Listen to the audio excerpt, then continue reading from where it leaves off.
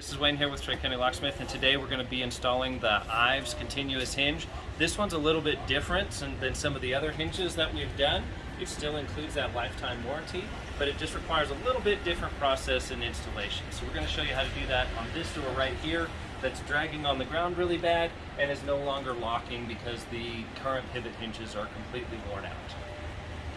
So the first thing that we did is we're going to take the screws out of this middle pivot hinge because we still have one on the top and one on the bottom, and we're actually going to be able to remove these so I don't have to cut through them or deal with them later. So now they're completely out of the equation, just like that, and now we can focus on the top and the bottom. Alrighty, we're going to start by unboxing the hinge. Make sure you have the correct hinge. If you have a surface mount hinge, make sure you have an actual surface mount hinge. Sometimes the manufacturer or the supplier can send the wrong part out, so verify that first.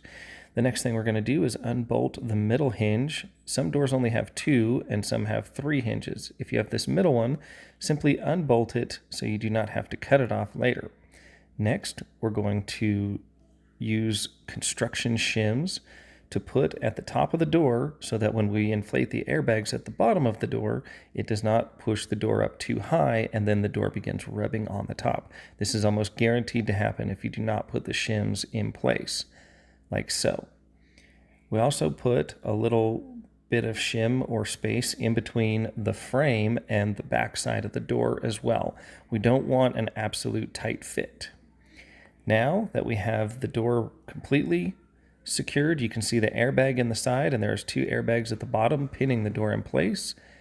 Josh is now going to use an angle grinder to cut the top pivot hinge. You can see this cordless Milwaukee grinder, like so. Make sure you use all of your safety equipment when doing this. Next, once you have it split in half, you can then use a hammer and a pry bar or a screwdriver to split the hinge in half, and then it literally just falls right off the door. Push the 2 bolts inside the door, and these will be retrieved later as they will fall out the bottom. Here, we're doing the same thing to the bottom hinge. Again, use the angle grinder to cut it and split it right down the middle. Use the hammer and bar to split the hinge directly down the middle. And again, remove it from the door, pushing the 2 bolts inside the door housing. Once we open the door and there's a small gap at the bottom, we will then be able to pull this out from the inside of the door. We also smack that bottom pivot cast aluminum with a hammer and it will break right off after a couple blows.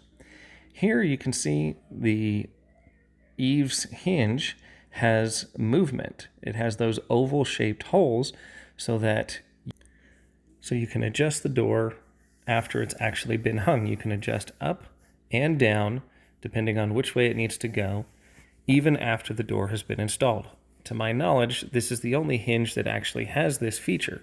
So if the door or the frame or the building begins to settle or sag or move, there is adjustment that you can do later on if necessary. Also, you'll notice that we're putting the self-tapping screws in.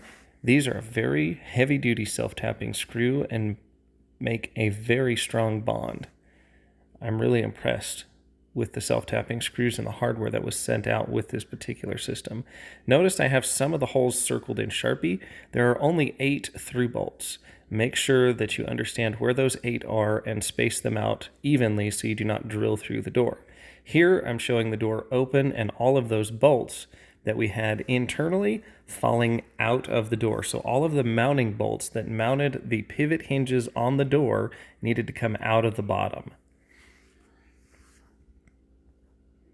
Here we've got the through bolts going through the door. I like to alternate these on either side so that you can't take the door off from either direction. Now we're going to put the cap in place. Now that all of the self-tapping screws and through bolts have been fully installed, you can see that it's very easy to see how this clips into place. It clicks in the geared hinge side first, and then you use a piece of wood and a mallet to tap it into the other side, and it friction fits in place. Here we have one of these amazing aluminum stickers from Professional Business Products. All right, so now we have the eaves Continuous hinge, very clean looking, very futuristic, and it blends in with the doorway really, really well. Door operates flawlessly, and this is a nice, secure option that's going to come with a lifetime warranty. For more information, check out the website below.